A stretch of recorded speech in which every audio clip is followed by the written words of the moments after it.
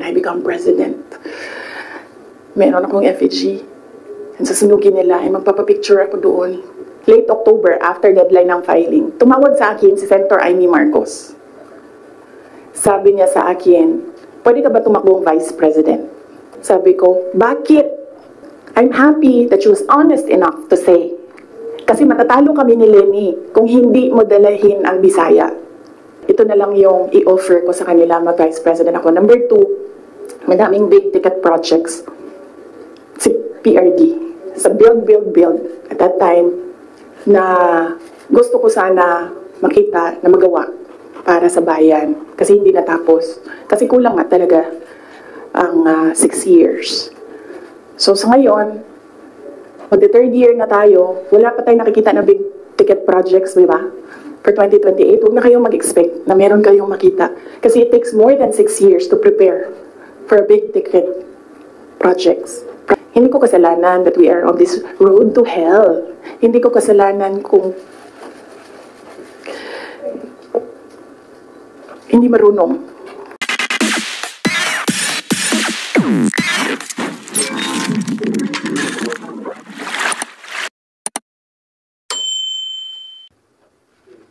Ladies and gentlemen, the Honorable Vice President Sara Zimmerman III.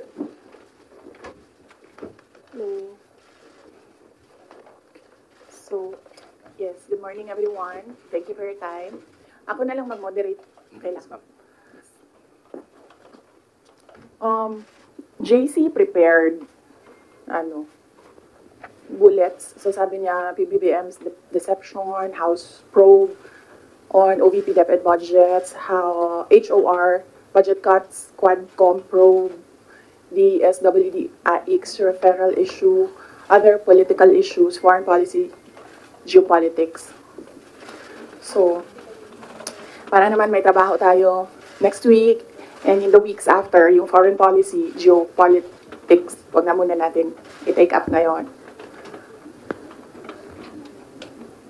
Tsaka yung House probe.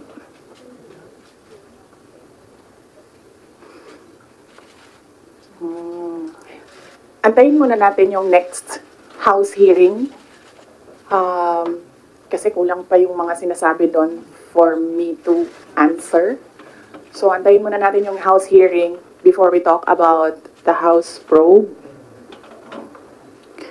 And then sa Quad Committee,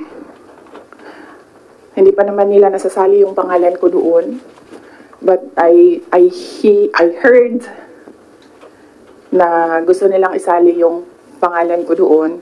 So, antayin na lang natin pag nasama na yung pangalan ko doon.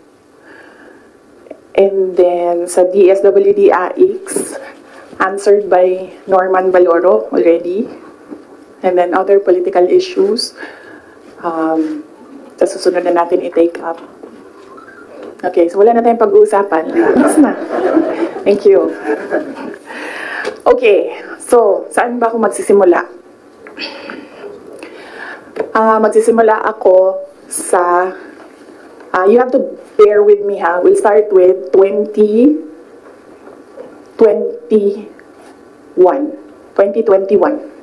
Doon tayo magsisimula sa 2021. So, doon muna tayo kay PRD, then mag-move tayo kay BBM, and then we'll move to Martin Romualdez, and then merong isang person of that triangle, hindi muna natin siya i-mention because I'm waiting for more information coming out doon sa House probe bago ko i-mention yung pangalan niya, and then siguro a little of confidential funds. Okay? Okay. So, 2021. Kasi madami ang nagsasabi na we are on this road to perdition. Our country is on this road to perdition because matigas ang ulo ni Inday Sara. Hindi siya nakinig sa tatay niya. Kung nakinig lang siya sa tatay niya, tumakbo siyang president, hindi mangyayari itong nangyayari sa bansa natin ngayon. And hindi lang yan isang beses na narinig ko, madaming beses Even kapag pumupunta ako sa mga iba't ibang lugar, diretso ako sinasabihan ng mga tao, hindi ka kasi nakinig sa tatay mo. Or they would say, one time nasabihan ako, it's all your fault.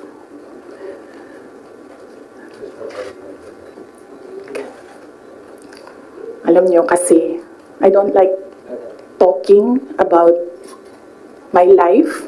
I don't like talking about my feelings. I only want to talk about my work. Kaya hindi ako nagsasalita. Pero ganito yung nangyari. PRD never ever asked me to run for president. Yan yung totoo. 7 times niya ako pinuntahan sa bahay ng nanay ko, sa bahay ng asawa ko.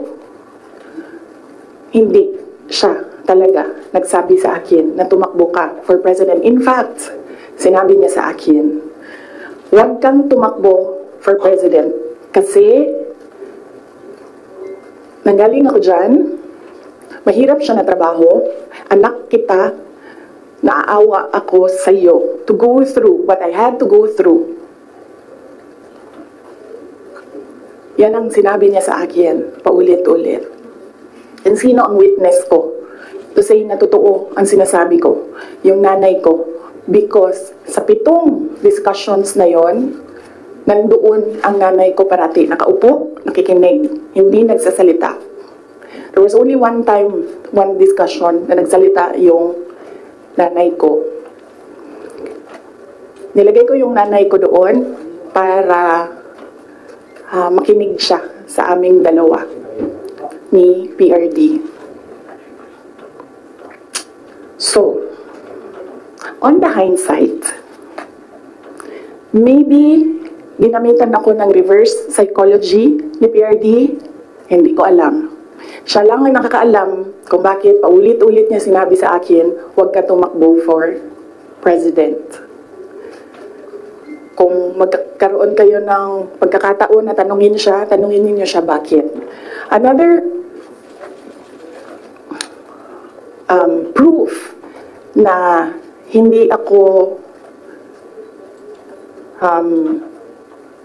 sinabihan ni PRD na tumakbong president, he left me document, 2 papers in a folder. Unfortunately, naiwan ko sa bahay namin ngayon. Dala ko siya dito sa Manila para ipakita sa inyo, pero naiwan ko siya sa bahay. Ang nakalagay doon, so maybe the next time na magkita-kita tayo lahat, dalhin ko siya. You can read, but you cannot take photos, cannot take videos of the document. Nakalagay doon, in gist lang. Sa left side, nagsasabi siya doon, hindi si PRD. Hindi si PRD ang sumulat nun, ibang tao. Nagsasabi yung tao doon, Sara should not run for any position. Dapat si Bongo ang tumakbong VP. Yun yung nakalagay sa left side na document. Nakalagay sa right side na document, Sara should not run for any position. She should endorse Bongo Rudy Duterte for President and Vice President. So yun yung proof ko. Yun yung dala-dala ni PRD na document nung very last meeting namin. Dala niya yung document na yon. So yun yung proof ko na hindi talaga nagsabi si President Duterte na tumakbo ako for president. And even if nagsabi siya, hindi din talaga ako tatakbo for president. Maaga ako nagsabi sa inyong lahat. Sabi ko, I don't know kung may mga media pa at the time na nandito ngayon. Sinabi ko, huwag nyo na muna akong tanungin about the presidency para hindi pa ulit-ulit yung tanong. Antayin nyo na lang January 2021. Pagdating ng January 2021, paalam ko sa inyo ang decision ko. Tatakbo akong president o hindi. And true enough, January 2021, maaga ako nagsabi sa lahat, sa taong bayan, na hindi ako tatakbong president. Unfortunately, hindi naniwala lahat. Kasi sinasabi ninyo, yan yung track ni President Duterte. Hindi ako tatakbong president, hindi ako tatakbong president. And then, nag-substitute siya. But, yes, anak ako ni PRD, and yes, meron kayong nakikita sa akin na nakikita ninyo sa kanya. But I am a different person. Yung mga anak ninyo, hindi yan clones ninyo. Meron yan silang sariling pag-iisip, meron yan silang sariling kapasidad, meron yan silang sariling damdamin. Yun yung unfortunate part noong announcement ko noong January 2021 na hindi ako tatakbong president. Walang naniwala kasi sinabi nila gagawin lang niya kung ano yung ginawa ng tatay niya. Hindi. Desisyon ko yun na hindi talaga ako tatakbong president. Because at that time, ang gusto ko at pangarap ng lahat siguro na mayors, maka 3 consecutive terms ka as mayor. Okay. So, klaro na yon. May questions doon? Yes, ma'am. Sino pong nagsabi sa inyo? Mike. Sino po yung nagsulat doon sa folder? Unsigned siya, walang pangalan, and I think sinadya nila na wag lagyan ng pangalan yung 2 letters kasi it was really a Sara bashing document. It did not say anything nice about me. So, I think sinadya nila na hindi sabihin sa akin kung sino yung sumulat ng 2 documents. How did you feel, ma'am? How did you feel po when you seen those documents? Wala naman akong problema sa sarili ko. Alam ko kung anong kakayahan ko, alam ko kung anong kapasidad ko, alam ko kung ano yung kaya kong gawin. So, kung ano man yung sabihin nila, nung 2 tao na yon, hindi siya nakaka-apekto sa akin. Merong, well, yes, yun. Sige. Why are you telling this? Good morning, Michael of Reuters. Ma'am, why are you telling all these details to us now? What's the context? Ang context nito is the sit-down that I promised everyone. Nagsabi ako na mag-sit down ako. Merong mga questions noon na sinabihan ko kayo na it needs a sit-down. Pinut off ko yung sit-down na yon. Sabi ko nga, I don't like talking about my life. So, hindi ko siya ginawa.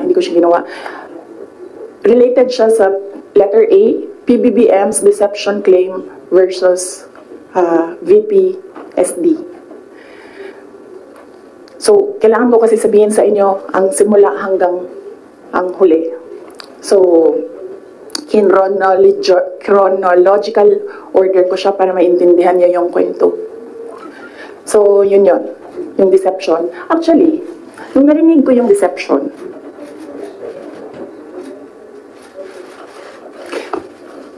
naisip ko pa, hindi ko na siya sasagutin. Kasi, for the love of God, presidente ka na. Importante pa ba yung nararamdaman mo? Di ba kapag presidente ka, hindi na importante yung pagod mo, yung luha mo, yung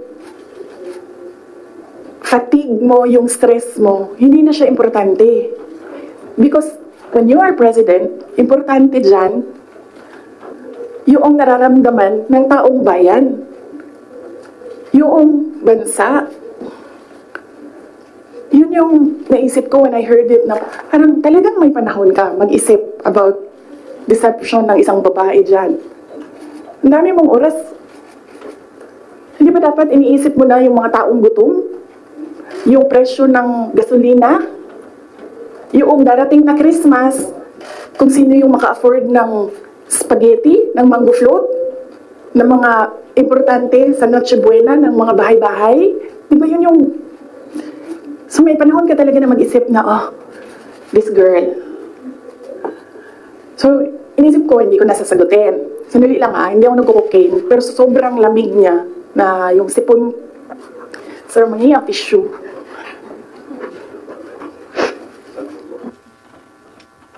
huwag niyo lang hinaan, sir, kasi sa sobrang dami natin. Tissue lang, sir, may panyo ako. Ayoko ng panyo. Huwag niyo i-off, sir, kasi sa sobrang dami natin, mamamatay tayo dito pag walang aircon. Kasi hindi iikot yung hangin. Okay, hindi ako umiiyak, hindi ako nag-cocaine. Malamig yung aircon. Okay. So yun, hindi ko na siya sasagutin. Kasi naman, hindi naman siya mahalaga sa bayan. Pakialam natin sa kung anong nararamdaman ng President at Vice President, di ba? Ako gani, sabi ni Saya pa, dawat-dawat raman na. Di ba? Dawat-dawat na. Ako, ginatira ko nila kada adlaw. I am a subject of a Mega Millions PR attack. I am a subject of a House Committee hearing. Pero hindi na importante yung nararamdaman ko dyan. Ang mahalaga, matuloy namin sa Office of the Vice President kung ano yung sinabi namin na gagawin namin. Diba? So, I don't understand why we're talking about feelings. So, hindi ko na siya sasagutin. And then, sabi ng mga tiga Davao, nandun ako sa Davao nung lumabas yung deception na yan. And iba-iba na yung reaction ng mga tiga Davao. And lahat, hindi maganda yung reaction. Yawa na, siya na'y nangilad, siya pa'y nang budol, siya pa'y bagagnaw na musulti. Na I was deceived. So I thought, well, I will not talk for myself, but I will talk for all the Filipinos na ang nararamdaman nila ay hindi nabalik ang justice ng boto nila. So yan yung context. Mahaba yung context. Okay? So nasaan ako? 2021 January. 2021 October, filing. Kita ninyo ako nag-file ng mayor.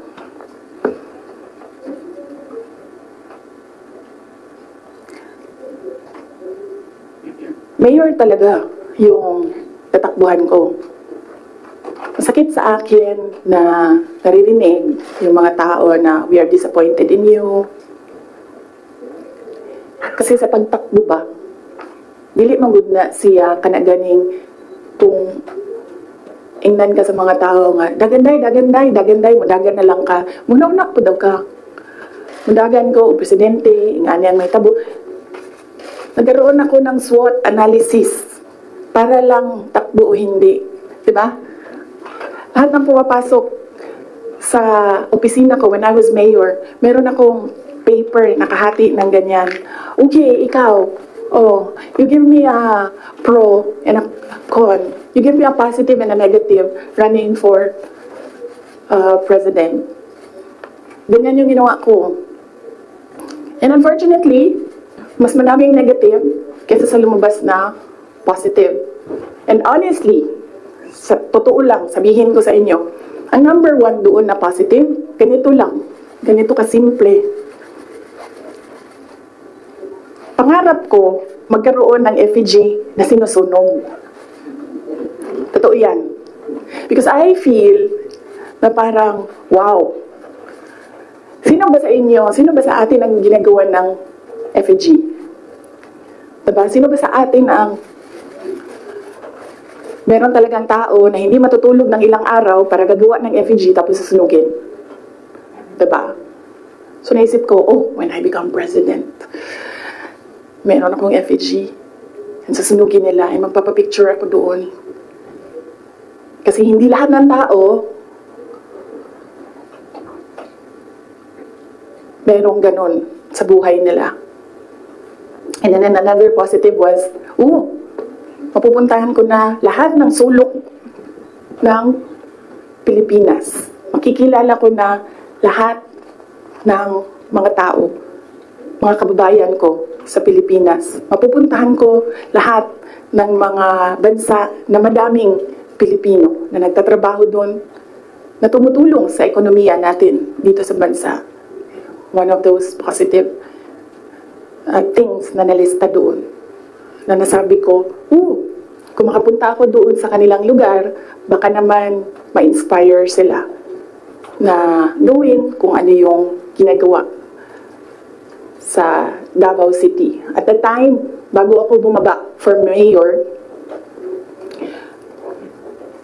Davao City, nabayaran namin yung utang ng Davao City. 0 ang utang ng Davao City.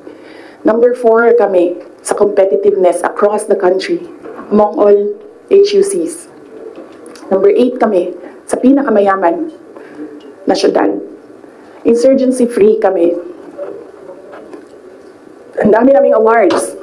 If I remember the number right, 117 awards ang 2016 namin until 2022. Ang mga recognition namin sa lahat ng ginawa namin sa Davao.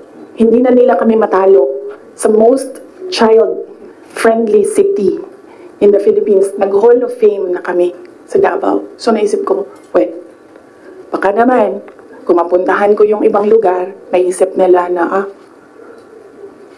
pwede yan dito sa amin. That will improve the quality of life of our kababayans. So anyway, sana ako. 20 October, na-file ako. Pagdating ng late October, after deadline ng filing, tumawag sa akin si Senator Amy Marcos. Sabi niya sa akin, pwede ka ba tumakbong Vice President? Sabi ko sa kanya, alam mo, hindi ko pa narinig ever na sinabi sa akin na tumakbo akong Vice President. Sabi ko, bakit mo ako nire-request ngayon na tumakbong Vice President? And I'm happy that she was honest enough to say, kasi matatalo kami ni Lenny kung hindi mo dalahin ang Bisaya. It was very straightforward. Now, it was all about winning, sinabi niya sa akin. So sabi ko sa kanya, Bisaya naman dayang ato ang giistoryahan dinhi. Tawagan ninyo si Bato de la Rosa. Ask him to slide down to VP. Tumatakbo siyang president. And then ang answer niya was, nah. And then I told her, well, ask PRD to run as your vice president. And then she said, well, that's a closed book already kasi tumatakbo si BG. So, ask BG to run as your vice president. Mga Bisaya, matanan. And then she said na, I don't think kakayanin na manalo kami kay Lenny. And then I said, ask Manny Pacquiao to slide down. He's already running for president. And she said, we already did. And Manny Pacquiao told us that God asked me to run for president. So how can you argue with God? Totoo yan. I don't think she will deny that. Very straightforward naman si Senator Amy Marcos eh. Mainit na siya ngayon. So, I said, sabi ko, it's never been talked about. I need to talk to my family and I need to see kung mananalo ba ako for vice president. Because I've never seen my numbers as vice president. And then she said, okay, let's talk about it. And then, early November, nandun ako sa Cebu. Pumunta ako sa Cebu, nakita niyo yun, diba? For an event. And, nandoon din sila. Hindi ko alam kung bakit sila. When I say sila, si BBM at si Senator Amy. And, nag-request sila ng pag-usap din. So sabi ko, okay, mag-usap tayo. Nagkita kami sa bahay ni Martin Romualdez. Kasi gusto umeksena ni Martin Romualdez o gawa siya ng party-party ko noon na birthday. And then pag upo ko doon sa, I think you see the pictures. Umupo ako sa couch, tabi ko si BBM. Sinabihan ko siya, huwag ka maniwala sa kanila. Huwag ka maniwala sa mga taong nagsasabi sa iyo na tatakbo akong president. Hindi ako tatakbong president, sinabi ko na yan. Sabi niya, yes, I know. Sinabi mo na rin yan noong pumunta kami during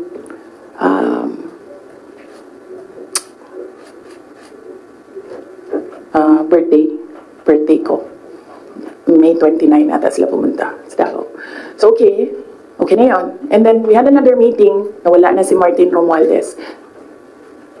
Kasi, hindi naman talaga siya kasali. Sinisiksik lang niya yung sarili niya. Totoo yan.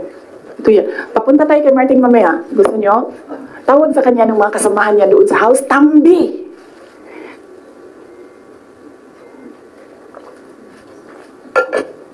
Anyway, nagkaroon kami ng ibang meeting sa Cebu pa rin. Face to face. Ako, BBM, Senator Amy, and one other person. He's a private citizen. Hindi ako nagpaalam sa kanya na sasabihin ko na nandoon siya. So may isang tao pa doon who can say that this really happened. So sabi ko, again, I've not seen my numbers. Kung mananalo ako. Sabi ko, okay lang sa akin tumakbong Vice President. Sabi ko, number one, siguro man ma-reduce konti ang disappointment ng mga tao sa hindi ko pagtakbong President. I think maiintindihan na nila. And ito na lang yung i-offer ko sa kanila mag-Vice President ako. Number two, madaming big ticket projects. Si PRD. Sa build. At that time, na gusto ko sana makita na magawa para sa bayan. Kasi hindi natapos. Kasi kulang nga talaga ang 6 years. So sa ngayon, mag the 3rd year na tayo, wala pa tayong nakikita na big ticket projects, di ba? For 2028, huwag na kayong mag-expect na meron kayong makita. Kasi it takes more than 6 years to prepare for a big ticket project. So sabi ko, and sinabi ko sa sarili ko, bata pa naman ako, hindi naman ako nagmamadali, wala naman akong papupuntahan. And naisip ko, I cannot do anything more for Davao City. Number 4 na kami. And naisip ko, I don't think kaya ko siya i-elevate to number 3, number 2, number 1. Hanggang dun lang yung kaya ko gawin. So ibibigay ko sa iba, maybe they have more ideas, more innovation para mapagawa nilang number 3 ang Davao sa buong Pilipinas. So I said, okay,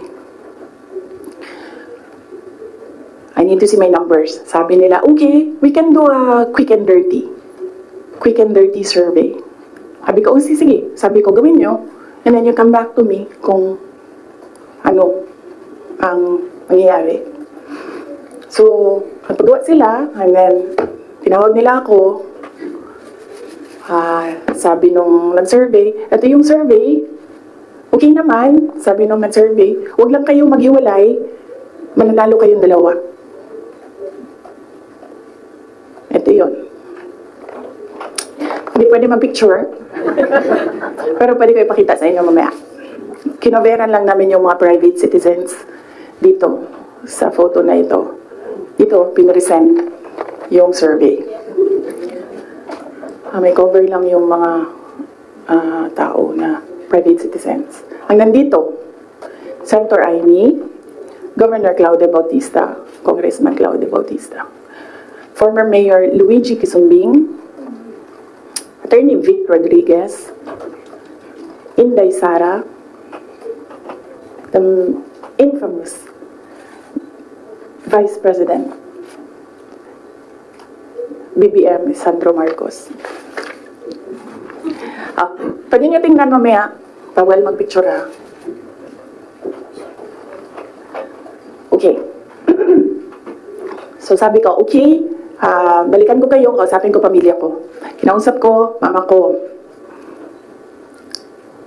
Kinausap ko yung dalawa kong kapatid, si Paulo at si Baste. Umupo kaming 4. Sabi ko, Takbo akong Vice President, ito yung mga rason. Sabihin niyo sa akin, bakit hindi ako tumakbong Vice President? Wala pa sila sinabi. Ang sinabi lang ng mga kapatid ko, anong matulong namin sa iyo. And then sabi ng nanay ko, okay, sige. And then, sumulat ako ng letter. In-address ko kay PRD.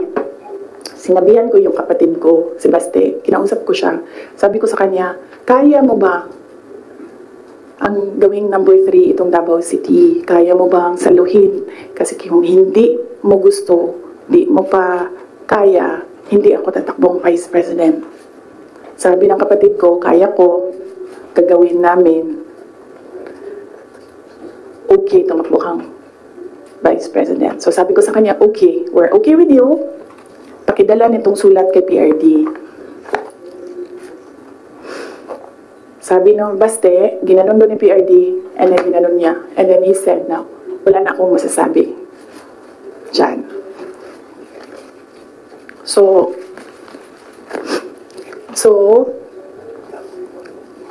okay lang, sir, kasi kung babaan ninyo, masyado tayong madami dito, iinit siya. So, tumakbo ko ang Vice President, alam na natin lahat yon. Ginawa ko yung kampanya, alam na natin lahat yon. Okay, so, no, hindi ko sinuway, hindi matigas ang ulo ko, hindi totoo na pinatakbo akong President, si President Duterte. In fact, every time makita niya ako ngayon, sinasabihan niya ako, huwag ka tumakbong President. Sabi niya, yung dinadaanan mo ngayon, wala yan. Kung ikaw ay President, mas mahirap pa. Sabi niya, maawa lang ako sa'yo. May heart pala siya. So, klaro na yan. Hindi ko kasalanan that we are on this road to hell. Hindi ko kasalanan kung hindi marunong. Kasi kung alam mo naman na may kakulangan ka, bibilisan mo yung gagawin mo para mag-catch up.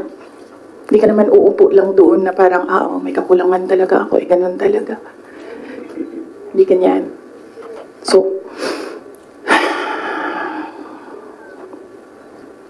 So that's that. And then, ito na kami ni Mr. Deception.